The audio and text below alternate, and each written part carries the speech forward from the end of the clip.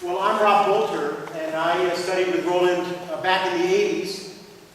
And I think it's so appropriate that we're gathering together in this recital hall. I studied with Roland in the 80s. Of course, this recital hall wasn't here, but I remember spending a lot of time with him in Ford Hall and the other performance venues around the college. Being in this place and singing beautiful music is a great way to honor Roland, and so I'm glad to be a small part of it. You probably noticed this collar around my neck. There are some friends here from my college days who are probably thinking to themselves, well, I never would have expected that. And all I have to say to that is, well, with God, anything is possible.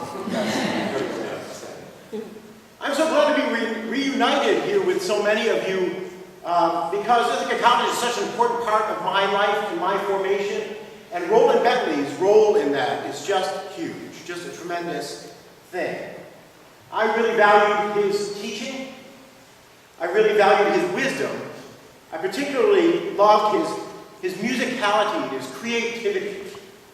He understood, as I do now, that the creative impulse that God gives us, is given to everyone, is expressed through music.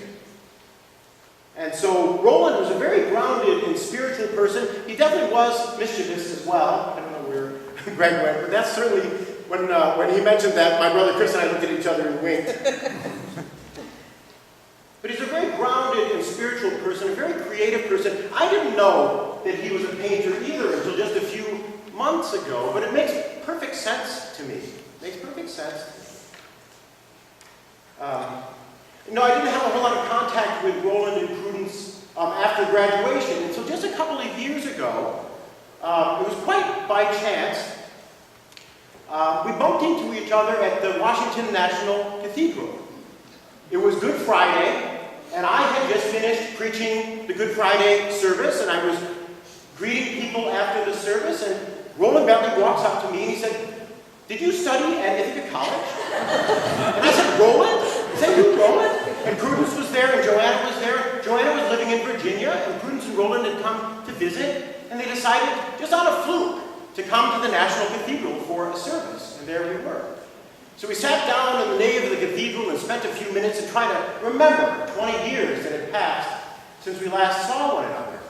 Well, the next day was the Easter Vigil service at the cathedral, and I had the great honor of singing the opening chant, the Exsultet. This is beautiful sung prayer that opens every Easter Vigil service in the Episcopal tradition.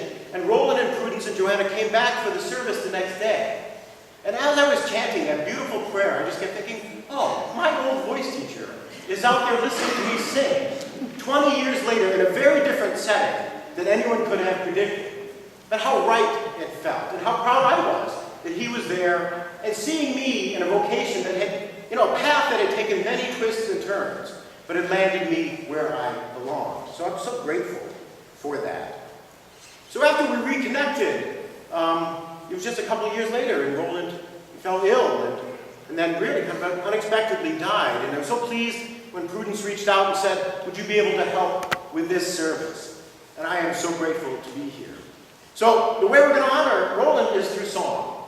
A few words, but mostly through song and through music.